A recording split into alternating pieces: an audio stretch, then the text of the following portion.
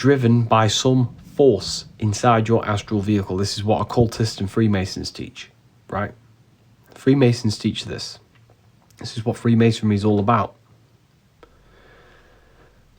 The human body acts out forces of energy. For example, when you feel the feeling you need to cry, what happens? There is a buildup of energy in your throat chakra. Would you agree? You know when you're holding in your tears, and you can feel your throat become there's a force of energy being in your throat? Would you agree? Do you know what I'm trying to talk about? You know when you're about to cry, there is a force of energy. Your throat chakra becomes very blocked. Right? What happens? Well, eventually that energy has to be physically expressed. When you express it, what happens? Tears come out your eyes. Meaning, as above, so below. Feelings are not physical. They exist in the astral vehicle of consciousness, energy. That's what emotion is. Emotion is energy in motion. Energy in motion. So when we think, it sets energy into motion, which is feeling. Thoughts produce feeling. So if you control your thought, you control your feeling. And what you feel is what you act on. The human body is always expressing energy through action. Meaning, what happens when you become hungry? You feel the feeling inside of you. You have a desire. You have a desire, a feeling. You ever seen this? The Freemasons, the hammer. This hammer is useless. It's a reminder, it's a symbol to remind yourself of one thing. Force. This is your force. What is your force? Freemasons use this symbol, the hammer, to represent desire and emotion, because that is the astral force. Human body only acts out forces.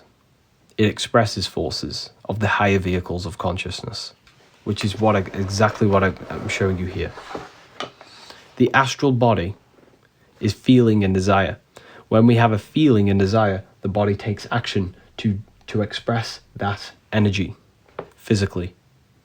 If you suppress your emotions, that emotion has to be expressed in some formal way, like a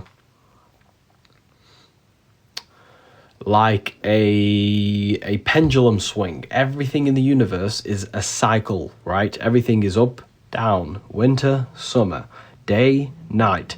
Your nervous system goes through these same rhythms of circadian rhythms, right? Everything is cyclical. It's a cyclical universe, right? So is your emotion. What happens is when you suppress emotion, when you feel like crying but you do not physically express it, that buildup of energy gets stored in the unconscious and your astral vehicle.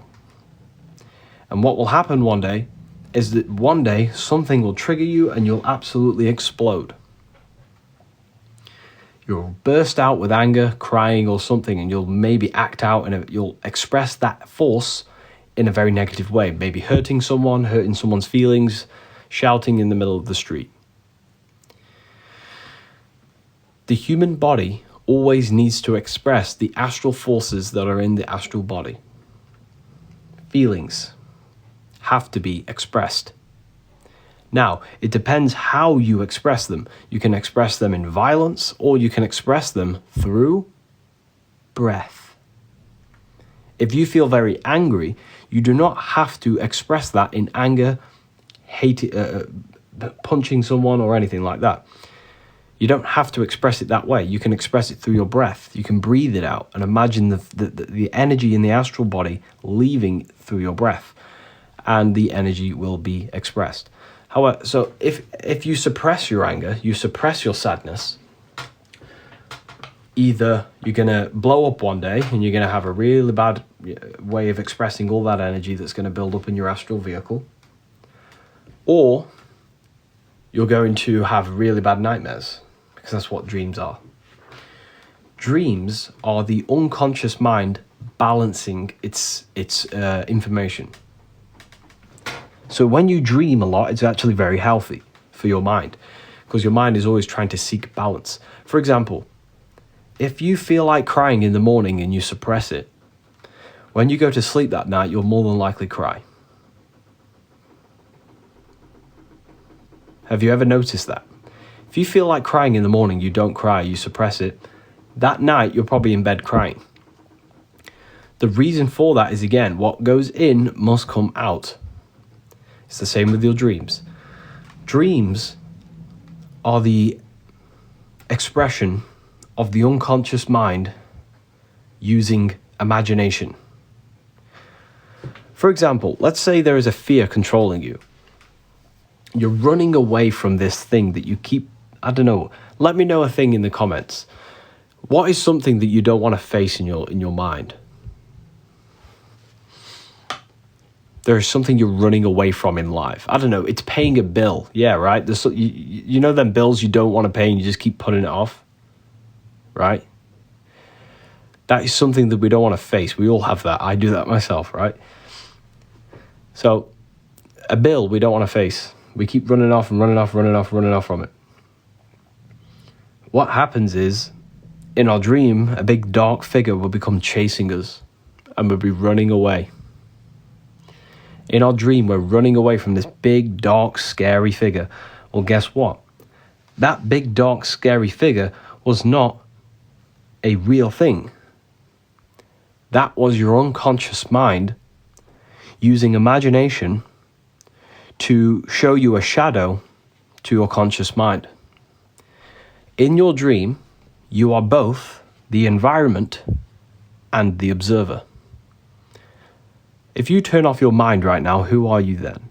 You're no longer your thoughts, your name, your imaginations, your beliefs. You're no longer Harry, Sarah, Toby, Demetrius. You're not that. Who are you? Pure observation, pure awareness, pure soul. That's what the soul is, right? You're the soul living inside the mind. So that observer is observing your reality now, and when you go to sleep, it's also shifting its, it doesn't shift. The observer remains the same, but the mind shifts. So right now, you're experiencing the mind's interpretation of the brain simulation of the body. But when the body ceases to exist when you go to sleep, the mind creates its own reality based off the unconscious things that need to be expressed. So, in your dream, you are every single character. You are every single person. You are the entire environment and the observer. So, the thing is, right, the unconscious mind, the part of ourselves, it doesn't speak English. The unconscious mind does not speak English. What does it speak? Let me know in the comments. If anyone's familiar with my work, they should know this. What language does the unconscious mind speak? I'll give you a clue. Egyptians, Freemasons. What do they use? Symbolism. Yes. Symbols. Okay. The unconscious mind has a language, and it's called symbolism. Now, I can prove that to you. Who here has an amazing memory with one of their friends from a childhood? Who here has an amazing memory? And let me know in the comments, what makes you remind yourself of that friend? What reminds you of that moment? What is it that reminds you of that? It could be a cardigan, it could be a song, it could be a car, music, the smell, feeling, a cinnamon ice cream. Okay, nice. Okay, there you go. That's just proved to you that the cinnamon ice cream or the red door on a house that you see is a symbol that makes you go into your unconscious mind and it pulls out the memory. So your brain, your unconscious mind uses symbols to store memory. If I was in a car crash from a red car that hit me and I was traumatized, every time I see that red car, I'm going to remind myself of that trauma. So it records things using symbols. So now you know why the ancients never used language. What did they use? Well, they used symbols. The Egyptians, the Sumerians, the Freemasons, secret societies, they all use symbols. Why? Because symbols are the language of the true self, the higher self, the unconscious self. It's a way of communicating to the unconscious mind, to the part of us that doesn't speak human language. So this is the reason why they use symbols. Now, symbols are very, very powerful because they are the easiest way to express a thought. Right, everything is a symbol, right? I'm going to prove to you now. Watch this. This will blow your mind. This will blow your mind. I'm going to show you the power of symbols. I'm going to show you right now live how symbols program you. Watch this. What does this make you feel? What does that make you feel? Go inside yourself and notice, just by looking at that, what does it make you invoke? What energy does it invoke in your emotions? Happiness. Now, if I change that, what does that make you feel? Notice the shift inside your mood. Notice the shift just by looking at that. That's the power of symbols. The unconscious, what happens is, this image, this is a symbol, right? This symbol goes straight through your eye retinas, goes to the back of the brain, goes into your mind, and your mind associates whatever belief it has with this symbol. And that belief of that symbol is the feeling of sadness. But then if I do that, notice the shift. It goes into your unconscious mind and brings to the surface all the emotions you associate with this. That's the power of symbols. They change. They invoke energy inside you. They invoke thought. They invoke happiness. They invoke different energy and energetic states in your astral body, which is your feelings.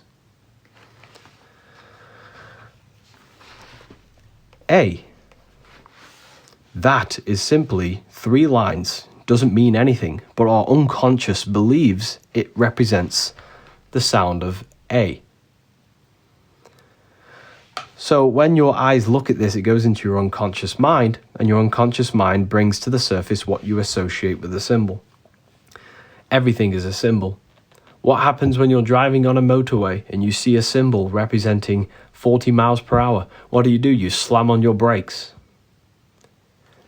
Symbols program the mind. They're very, very powerful. They bypass your unconscious mind and they go straight to the back end and control you. That's how powerful symbols are. Now you know why the Freemasons, why the Egyptians, why secret societies all use the mysterious language of symbols. Because they are a way of attuning your consciousness to a specific thought and tuning your emotions to a specific mental state. Right? Would you agree? Most people look at these symbols and think, satanic. Well, that's been heavily, heavily imposed upon us. We've been programmed to believe that. But these symbols are very, very powerful. And they invoke higher levels of thought to awaken you from your human self to your true soul self. Now, who's seen this symbol? Who has seen... Let's go through it, right? Who's seen that symbol right here? The eye in the triangle. The eye in the triangle. We've all seen this symbol, right? Can you make a new symbol for endless wealth? Well, that's exactly what magic is, my friend. Magic is using symbols to communicate feelings and things with your unconscious mind so you can start to believe it easier. And once you believe it, what happens? It infects your conscious mind with thought. What you believe infects the way you think. So if you create a sigil, that's what sigils are, people. This is why occultists, magicians use symbols to program and communicate to their unconscious mind, right? They create a sigil and they charge it with a feeling and they keep looking at it, meditating over it, doing rituals over it to communicate that feeling or reality to the unconscious mind. And what will happen, it'll start to show up in your reality. Because your beliefs dictate your thoughts, and your thoughts dictate your feelings, and your feelings dictate your actions. We've all seen this symbol. I can tell you right now, this is one of the most powerful and occult teachings that should be taught by every single school, but no school will ever want to teach it. No school will want to teach this because it gives you too much power. The I is you. And when I say you, that's the true you. Meaning, you are not the body, you are not your thoughts, you're not your emotions, you're not your actions, you're not your beliefs, you're not your mind. You are the awareness, the soul observer living inside your mind. So the observer observes these three main things. It observes the mind, thought, it observes the content of emotions, and it observes your actions, your material world. So notice how, there is just an eye, meaning looking, conscious. You are the soul, the eye, observing these three. And these three are your three creational powers. The mental body, the mental plane, the emotional body, astral plane, and the physical body, actions. These are the three ways you generate reality. These are the three ways the soul expresses its energy to create a physical experience. So, what does this mean? Well, I'm going to read to you a paragraph that will probably change your life. From my book, The Book of Symbolism. Divided versus unified consciousness. Most people unknowingly operate from what can be called divided consciousness. This is a state where the three creative forces of thought, emotion, and action are out of sync. The mind may generate a powerful idea, the heart may feel something entirely different, and the body may carry out actions that have nothing to do with either. When these three forces are not in alignment, the creative energy becomes scattered, the individual becomes ineffective, directionless, and stuck in cycles of inner conflict. For example, someone may start thinking about creating a business. You start thinking about creating a business, your feelings feel like you're hungry, and your body's taking action on TikTok. That's divided consciousness. If you want to create a reality, you have to align thought with feeling with action, all towards one goal in mind to generate that reality effectively and efficiently. So the three must become one. That's why there's one eye and 3 points. The three must become one. Okay? The three must become one.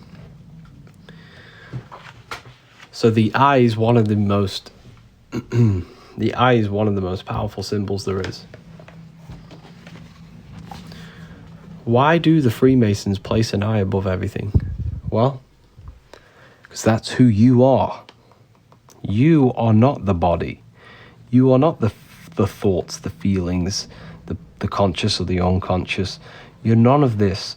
You're the highest point of consciousness, the observer of the mind, the observer of your emotions, the observer of everything. You are the eternal awareness behind your mind, behind your body. So the Masons always place an eye above all, because that's who you are. You're the eye looking into the mind, looking into the body, into the reality. You're a higher dimensional being. You have to understand that. You don't originate from here. Okay? You are the highest point in consciousness, called awareness. Yeah, self-awareness, yeah.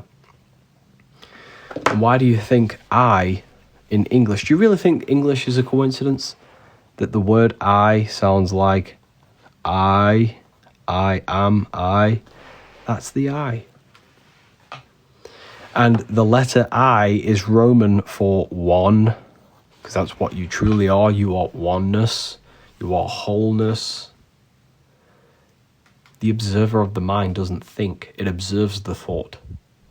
Therefore, it is unity. The mind is duality. You're not the mind. You're the observer of the mind. So you are truly unity. But the awareness cannot think, and it cannot perceive itself. So in order for the awareness to perceive itself, it has to create mind. Duality. It's like an eyeball. An eyeball can't see itself. It has to have a mirror to see itself. It's the same with the awareness. An awareness cannot see itself, so it has to produce mind to become somewhat self-aware, and then the mind creates the physical body into the physical world. Right. Now, we're going to be going even deeper. Have you ever seen this here? Have you ever noticed this? You can't really see it very clearly. Here, right? Here, you have Leo. This is the Freemasons, by the way. I'm going to give you a little... This is the lion. This is a bull. This is an eagle. This is an ox. Do you know what signs these are in the zodiac? Does anybody know what signs these are in the zodiac?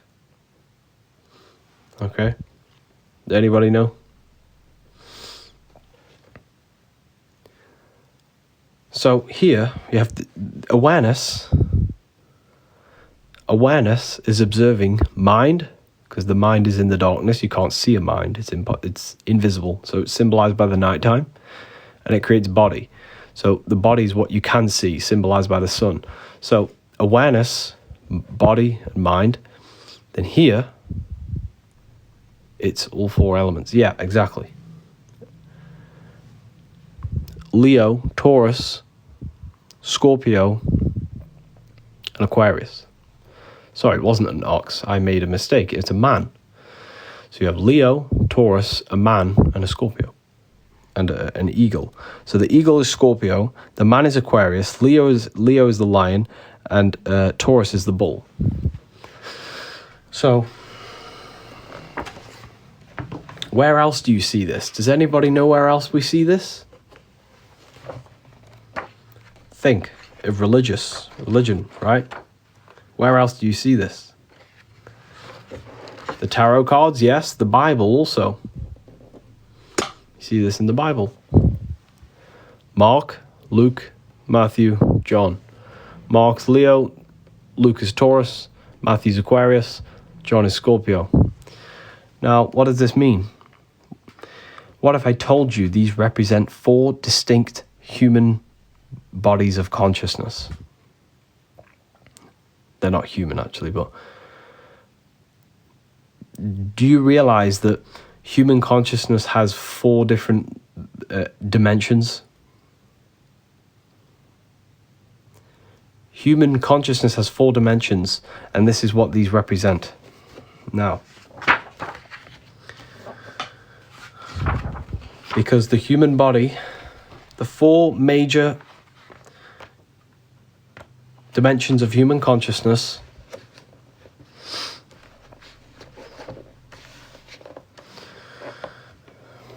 is the spiritual, the mental, the astral, the physical. We miss etheric because it acts as a bridge between the physical and astral. It's half physical and half spiritual. So, Aquarius is what? What sign? Sorry, what? Here it is, here. So the reason they did this, the ancients, is to encrypt ancient wisdom. They encrypted ancient wisdom and occult teachings inside these symbols. So a Taurus is an earth sign. Earth represents the physical body, your physical being, this physical being. Aquarius is an air sign, a pure air sign, associated with the mind, thought. Water is associated with Scorpio, which is the emotional body of consciousness, what you feel.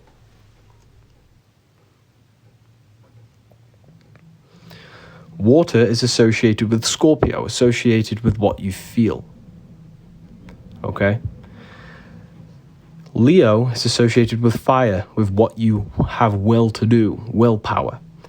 So Aquarius, Taurus, Leo, and Scorpio represent emotions, willpower, the physical body action, and the mind.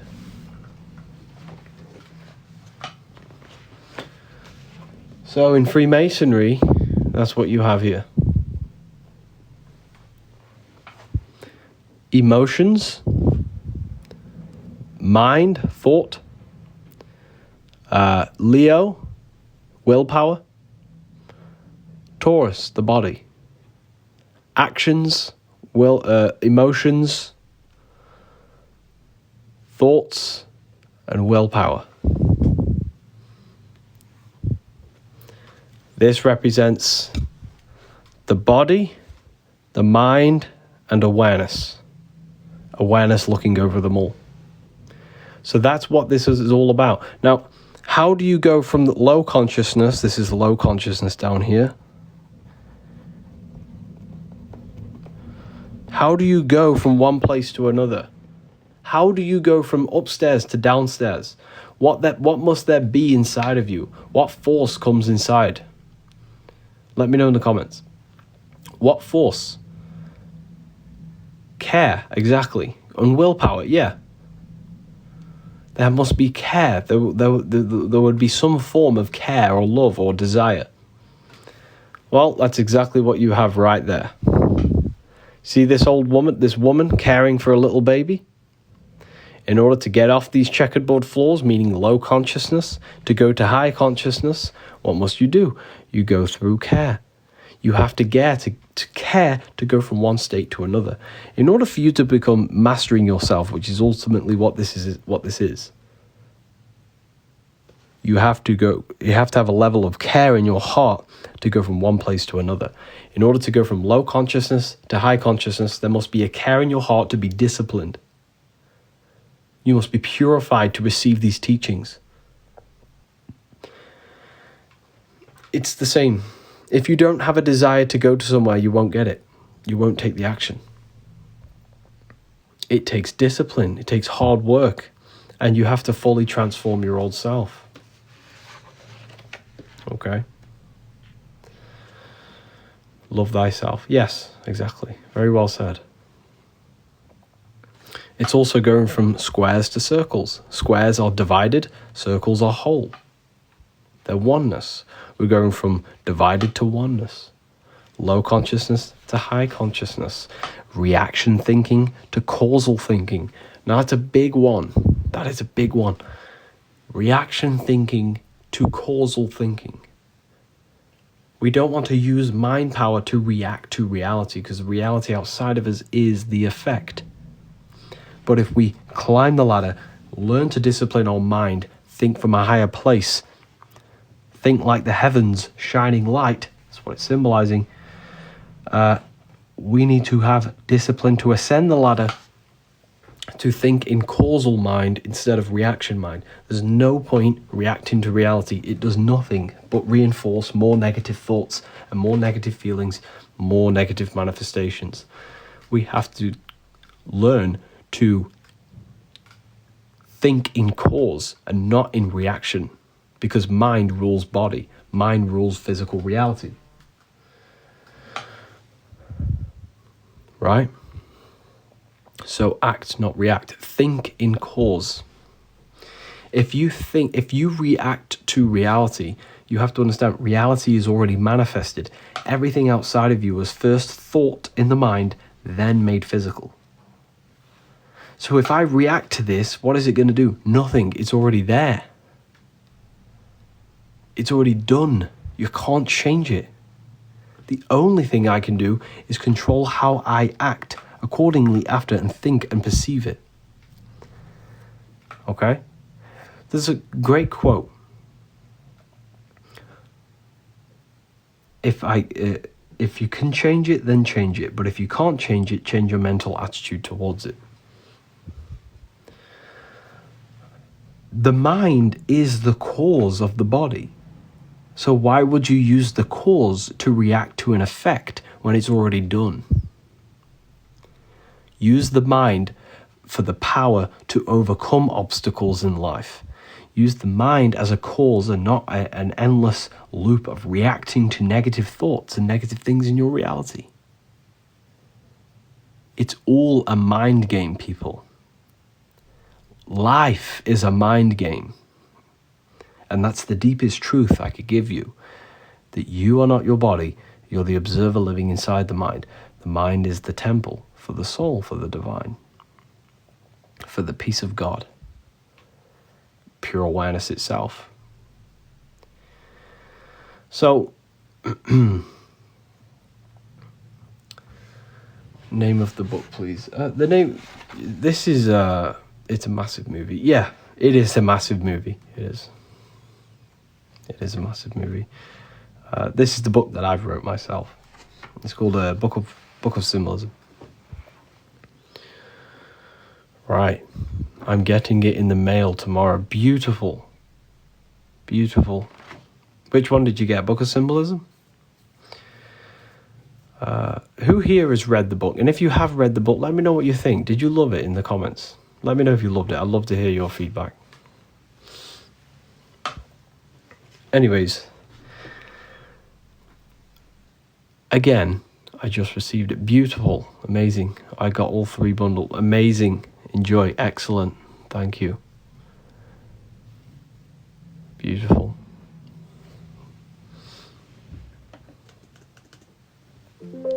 So we have different ways of expressing thought. Very great book, excellent quality. Thank you. I really appreciate that. Yeah, the camera is having focusing problems. Love all 3. Okay, a lot of people are asking about, okay, would you like me to create great books, Harry? Thank you. Thank you so much. I have the Book of Symbolism, great information. Thank you, I appreciate that. I'm glad you'll enjoy it, everyone, honestly. It really makes me happy to know that I'm really helping people. You know, I would never, ever, just try and mess people over or whatever. It's always high quality. I hope it's benefiting your life. Awesome book. Thank you. I really appreciate it. Right. Since a lot of people are asking, would you like me to... It's okay. If you go to my website now, it's a very, very expensive book, but it's worth every penny, as the people will tell you in the comments. However, because we're live, because we're here live right now, I'm going to give you all the chance, well, not all of you, whoever gets there first, to use a code. And this code